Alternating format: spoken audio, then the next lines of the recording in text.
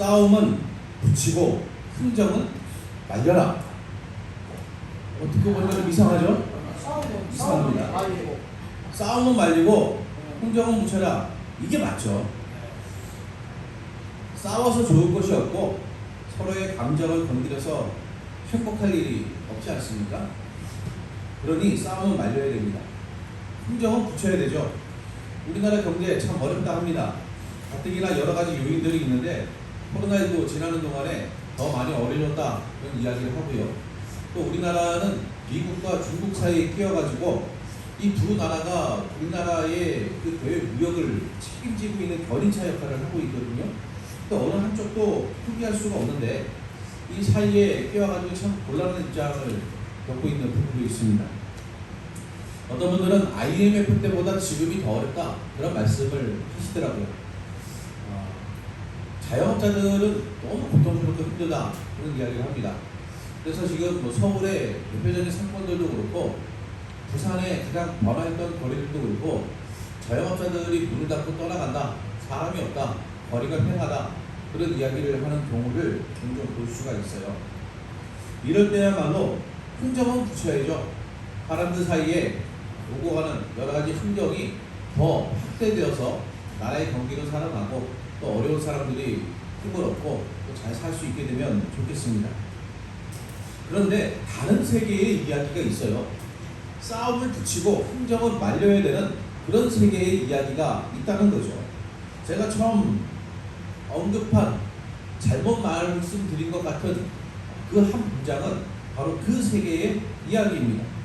오늘 본문이 바로 그 세계, 싸움을 붙이고 흥정을 말려야 하는 세계의 이야기를 보여줘요.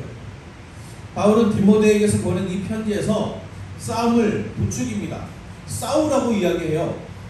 바울이 예수님의 마음을 닮았다면, 예수님을 닮기를 원하는 사람이라면, 예수님처럼 살고 싶다면 싸움을 말려야 되는데 자신의 영적 아들이요 제자요 목회자인 디모데에게 싸우라고 말합니다. 반대로 흥정은 피하라고 이야기해요. 이걸 조금 표현을 다르게 해야 되는데 정확하게 말하면 흥정이 아니라 타협을 피하라 그런 표현으로 이야기할 수 있겠죠. 왜 바울은 디모데에게 이런 말을 하겠습니까? 우리가 일반적으로 편을 가르는 것은 좋지 않다고 이야기를 합니다. 편을 갈라서 좋을 것이 없죠. 분열, 분쟁, 다툼, 갈등, 상처, 따돌림 이런 것들의 원인이 바로 편을 가르는 거예요. 이 편, 내 편. 성경에서도 편 가르기를 굉장히 경계합니다. 그런데 바울은 단호하게 편을 나눕니다. 고린도전서 같은 데 보면은 각 파로 나누어진 이 교회 안에서도 서로 분열된 사람들의 편 가르기를 바울이 굉장히 엄격하게 책망했는데 디모데에게는 편을 가르라고 이야기해요. 너 어느 편에 설 건지 결정해라. 네가 서야 될 편이 있다. 싸워야 할 대상과 같은 편에 서지 마라. 네가 올바른 편을 선택해서 다른 편인 대상과 싸워라. 이렇게 이야기합니다. 14절 우리 주 예수 그리스도께서 나타나실 때 이런 표현을 씁니다. 근데 여기서 나타나실 때라는 헬라어 단어 에피파네이아라는 이 단어는 1세기 당시에는 황제가 등장할 때 사용했어요. 물론 그때만 사용한 건 아닙니다. 보통 일반적으로 많이 사용할 수 있는 평범한 단어인데 황제가 등장할 때 특별히 이 에피파네이아라는 단어를 1세기에는 사용했다는 거죠. 그럼 황제는 어떻게 등장하겠습니까? 사람들이 볼까봐 조용히 몰래 뒷문으로 등장하겠습니까? 그렇지 않죠. 수많은 군인들의 경호를 받으면서 가장 멋진 옷을 입고 정문으로 웅장하게 등장하면 황제가 등장할 때에 빵파레를 울리고 황제가 등장할 때에 꽃가루를 날리고 황제가 등장할 때에 합창단이 노래를 하고 얼마나 멋있게 등장을 하겠습니까? 갖가지 화려한 이벤트, 요즘처럼 화려한 기술이 없어서 그렇지 요즘 같은 시대의 기술이 있다면 황제가 등장할 때 막 앞에서 불꽃이 막 올라오고 드라이아이스도 깔리고 폭죽도 위에서 터지고 뭐 그렇게 할 거예요. 엄청나게 화려한 특수 효과와 함께 황제가 등장할 거라는 말이죠. 그렇게 멋지고 영광스럽게 등장하는 모습, 그걸 에피파네이아라는 단어로 표현합니다. 바울이 주 예수 그리스도께서 나타나실 때라고 하면서 에피파네이아라는 이 단어를 쓴 것은 황제가 등장했던 그 모습을 염두에 두고 쓴 것 같아요. 이 단어가 신약에 딱 5번 나옵니다.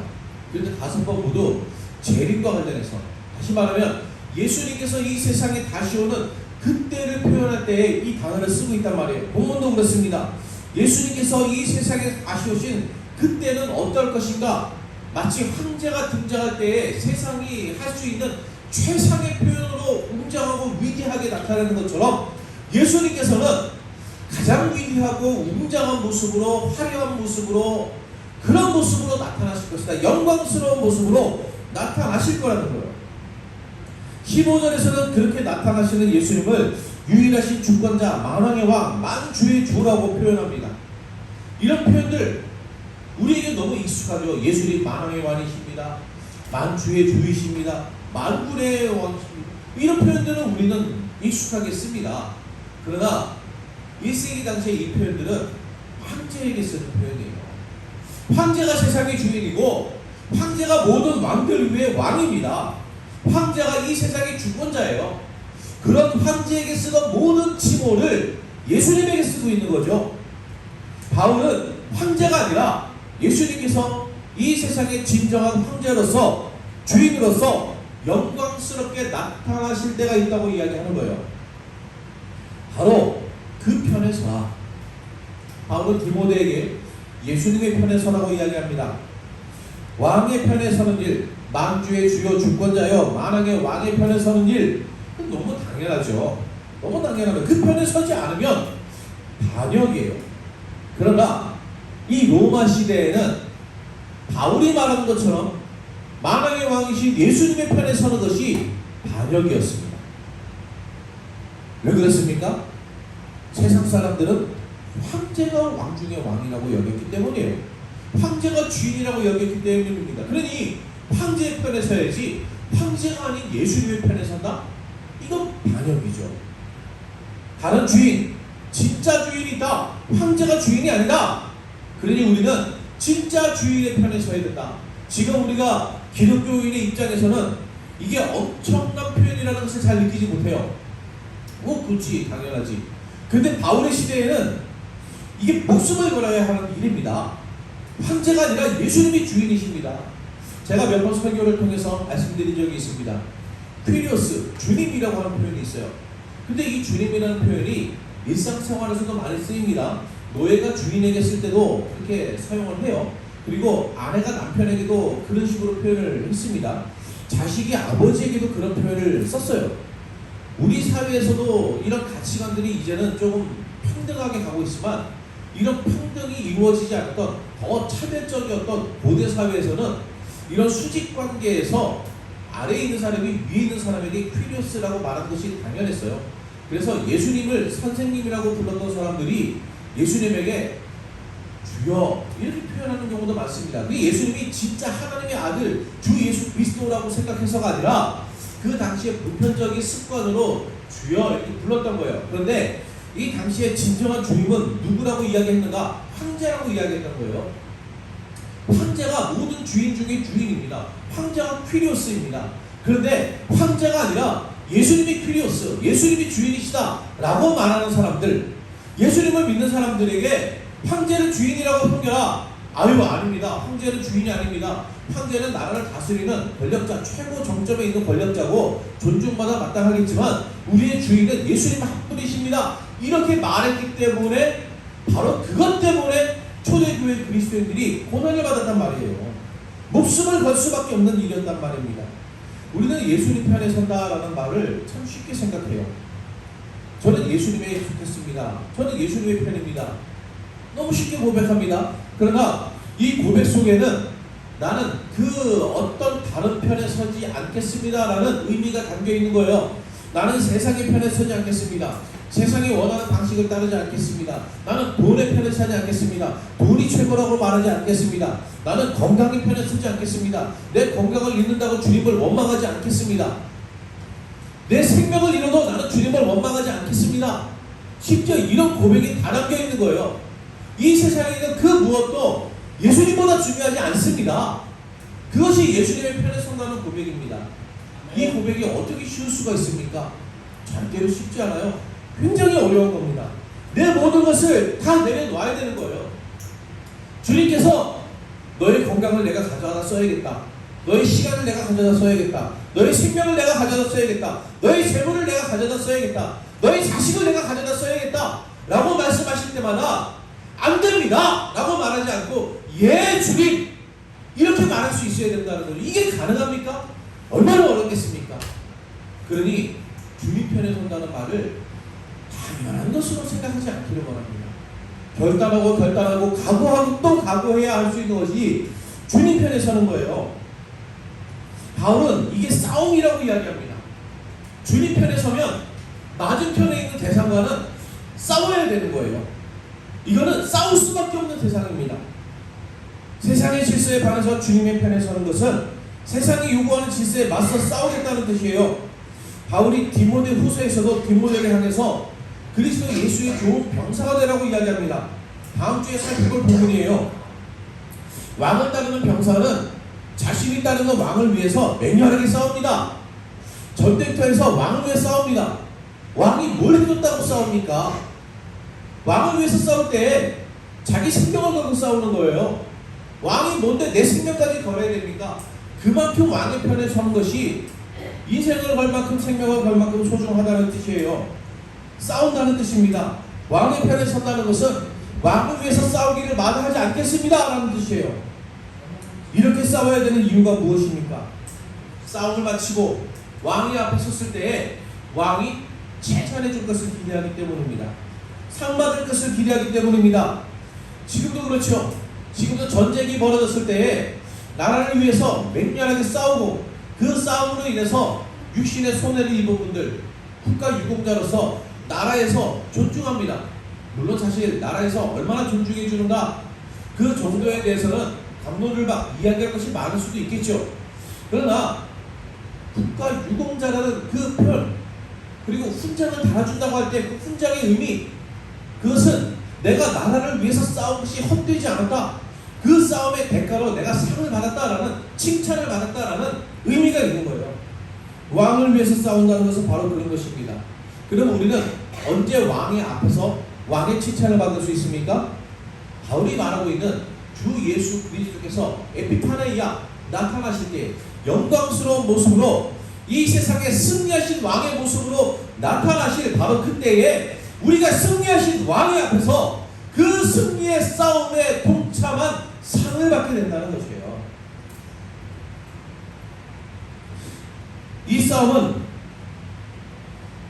예수님께서 다시 오실 날을 준비하는 싸움입니다. 주님께서 영광스럽게 나타나실 바로 그 날을 바라보며 싸우는 과정입니다. 그래서 우리의 싸움은 재림을 준비하는 과정이에요. 주님의 다시 오심을 준비하는 과정. 예수님께서 가르치신 말씀을 보면 이 미래를 준비하도록 가르치신 내용이 가득하죠. 밤에 잔치가 진행되는 이 팔레스타인 지방의 결혼 풍습에서는 신랑이 오기를 기다리는 신부의 들러리들이 반드시 기름을 넉넉하게 준비해서 기다려야만 했습니다. 먼 길을 떠나는 주인에게 장사할 자금을 받은 종들은 주인이 명령한 대로 열심히 장사를 해야 합니다. 그 장사를 해서 손해를 볼 수도 있어요. 잘 안 될 수도 있습니다. 그러나 아무것도 하지 않고 그 돈을 땅에 묻어둔 종은 주인이 다시 올 때 책망을 받을 수밖에 없습니다. 성실하게 노력한 종들은 주님의 칭찬을 받게 되는 것이죠. 주님께서 다시 오실 때에는 오른쪽 왼쪽으로 주의 백성들, 이 세상의 사람들을 구분하실 것입니다. 무엇을 기준으로 구분하십니까? 주님이 안 계신 동안에 이 땅에 지금이 연약한 작은 자 하나에게 어떻게 행동했는가를 보시고 오른쪽 왼쪽으로 구별하겠다고 말씀하시는 거예요. 그날이 반드시 옵니다. 주님이 오실 날, 그날은 반드시 오실 것입니다. 그날에 우리를 흠도 없고 책망할 것도 없도록 준비하라고 요구하시는 거예요. 주님께 책망받지 않도록 기름을 준비해야 됩니다. 주님께 책망받지 않도록 열심히 장사해야 됩니다. 주님께 책망받지 않도록 지극히 작은 자 하나에게 선을 베풀어야 됩니다. 이것이 주님께서 우리에게 요구하시는 선한 싸움이에요. 이것이 우리의 믿음의 싸움입니다. 싸우는 것만이 그분을 뵐 그 날을 준비하는 유일한 방법이에요. 그럼 우리의 싸울 것이 무엇입니까? 바울은 본문에서 피할 것과 따를 것이라고 이야기해요. 피할 것은 본문의 6장 3절에서부터 이야기하고 있습니다. 교훈, 교만, 변론, 언쟁, 투기, 분쟁, 비방, 악한 생각, 부패한 마음, 경건을 이익의 방도로 생각하는 것, 자족하지 못하는 마음, 해로운 욕심, 돈을 사랑하는 것, 자기 마음대로 성경을 왜곡하는 것, 자신의 잘난 것을 보이기 위해서 논쟁하고 다투는 것, 얻고 싶은 것을 위해서 거룩한 가치들을 이용해 먹는 것, 하나님의 이름을 빙자해서 자기 욕망을 채우는 것, 하나님께 주신 은혜에 만족함이 없이 지나치게 욕심을 부리는 것, 더 부유해지기 위해서 참된 가치를 슬쩍 뒤로 미루어 놓는 것. 이런 이야기라면 세상에 믿음도 없는 사람이네, 교회 안 다니는 사람인가 보다, 엄청 나쁜 사람인가 보다, 우리처럼 예수님 믿는 사람 매주 나와서 경건하게 예배드리는 사람과는 아무 상관이 없는가 보다 하는 생각이 들죠. 아닙니다. 바로 우리의 이야기예요. 세상의 이야기만이 아닙니다. 신앙이라는 이름으로 다른 사람들을 평가하고 정죄하는 것, 자기 생각이 옳다고 고집을 부르고 공동체 안에서 갈등을 불러일으키는 것, 내가 하나님 앞에 헌신하는 거룩한 일조차도 내가 복을 받을 도구로 생각하는 것, 헌신은 그냥 드리는 거예요. 그런데 드리고 나서 무엇인가를 얻기를 원한단 말입니다. 예전에 제가 사역했던 교회는 그런 일이 있었어요. 이번에 한가지 어머니를 모시고 외할머니 산소에 다녀오면서 그런 이야기를 잠깐 나눴어요. 예전에 섬겼던 교회에서 지금은 돌아가신 과거의 원로 목사님이 계실 때에 이 묘지를 구입하기 위한 헌금을, 작정 헌금을 한 적이 있습니다. 많은 분들이 헌금을 했어요. 그런데 새로운 목사님이 부임하시고 나서 묘지는 이 시대의 정황에 맞지 않다, 그래서 화장을 해서 납골할 수 있는 납골당을 분양받았으면 좋겠다 하면서 많이 알아보셨어요. 그때 묘지를 구입하자 해서 헌금을 하셨던 많은 분들 중에서 어떤 분들이 내가 불에 타려고 헌금한 줄 아느냐, 내 헌금 돌려내라, 그렇게 말씀하시더라고요. 지금은 사실 화장이 더 보편적이기 때문에 그런 말씀 안 하실 거예요. 근데 그때 당시만 해도 화장하는 경우보다는 장례가 나면 매장하는 경우가 더 많았거든요. 내가 헌금을 드렸으면 그거는 교회가 하나님의 영광을 위해서 사용하면 되는 겁니다. 헌금을 돌려내라, 그거는 헌금이 아니라 묘지 분양금을 내가 납부한 거 아닙니까? 그걸 헌금이라고 말할 수가 없는 거죠. 헌신은 그런 겁니다. 돈을 바치든 내 열심을 바치든 무엇을 바치든 헌신한다는 것은 하나님께 드린 거예요. 근데 그런 것조차도 내가 원하는 것을 얻기 위한 투자의 도구로 생각하는 것이 있단 말이죠. 하나님의 영광이 아니라 내가 잘 먹고 잘 사는 것이 인생의 목표가 되는 것, 이런 모든 것들이 다 바울이 피하라고 말하는 것들입니다. 대단히 악한 일이 아니라 믿는 사람들도 흔히 할 수 있는 그런 일상의 허물들이 있어요. 이런 허물들을 피해야 합니다. 우리가 이런 모습에서 얼마나 멀리 떨어져 있는가, 이 질문 앞에서 우리가 얼마나 잘 싸우고 있는가 스스로 물어보아야 하는 거죠. 바울은 따를 것이 있다고 이야기합니다. 의와 경건과 믿음과 사랑과 인내와 온유와 믿음의 싸움을 통해서 우리가 얻어야 될 이런 전리품들이 있어요. 이런 전리품들은 세상에 속한 것들이 아닙니다. 세상에서 성공하고 부유해지는 데 도움이 되는 것들이 아니에요. 그래서 썩 매력적이지 않습니다. 저 어렸을 때 성탄절에 부모님께 선물을 받으면은 머리맡에 자다가 일어나면 선물이 있는지 자다가 일어나니까 더듬어 봅니다. 손에 막 느껴지는 그 모양 감촉으로 아, 이거는 뭔가 장난감 같아, 막 이렇게 생각을 합니다. 딱 풀러보잖아요. 그러면 대부분은 솔직히 제가 원하는 게 아니에요. 대부분은 내복, 학용품, 이런 건 솔직히 제가 사달라고 안 해도 때 되면 다 사주는 거예요. 그러니 이런 것들은 선물이라는 생각이 안 듭니다. 별로 기분 좋다는 생각이 안 들어요. 그 중에 내가 원했던, 갖고 싶었던, 달라고 하지 않으면 주지 않을 그런 장난감이 들어있어야 그걸 선물이라고 생각하지 않습니까? 그런데 의, 경건, 믿음, 사랑, 인내, 온유, 이런 믿음의 싸움을 통해서 얻은 전리품들은 내가 원하는 그런 장난감이 아니란 말이죠. 말하지 않아도 줄 것 같은 내복과 학용품 같은 생활 필수품, 이런 것들이 들어있습니다. 그런데 생각해보세요. 그런 것들이야말로 내게 정말 필요한 거예요. 장난감은 없어도 삽니다. 그런 추운 겨울에 내복 꼭 필요하지 않습니까? 학생이 게임기는 없어도 삽니다. 그러나 학교에 가서 공부할 때 필요한 필기물이 있어야 되지 않겠습니까? 거룩한 가치란 그런 거예요. 우리의 욕망을 채워주는 것은 아닐 수도 있습니다. 썩 매력적이지는 않을 수도 있습니다. 내가 원하는 것과는 좀 동떨어져 있을 수도 있어요. 그러나 그게 없으면 안 됩니다. 그게 없으면 큰일 나는 거예요. 없어서는 안 될 소중한 가치를 위해서 싸우라는 것입니다. 아멘. 여러분, 우리는 얼마나 치열하게 싸우고 있습니까? 주님 앞에 설 때 너는 얼마나 어떻게 싸웠느냐 물으신다면 우리가 뭐라고 대답할 수 있습니까? 복음을 위해서 무엇을 했는지 대답할 말이 있습니까? 예수님의 이름으로 하나 된 공동체를 위해서 무엇을 했는지 대답할 말이 있습니까? 일상에서 만나고 지나치는 수많은 작은 자들, 연약한 사람들을 어떻게 대했는지 대답할 말이 있습니까? 믿음의 싸움은 오늘 내일의 문제가 아니라 우리가 주님을 만날 때까지 계속됩니다. 지금까지 이 싸움에 부족한 것이 있었다면 앞으로 더 잘 싸울 수 있기를 원합니다. 오늘도 계속되는 믿음의 선한 싸움에서 주님 앞에 가지고 나아갈 소중한 전리품을 얻는 거룩한 주의 군사가 되기를 간절히 원합니다.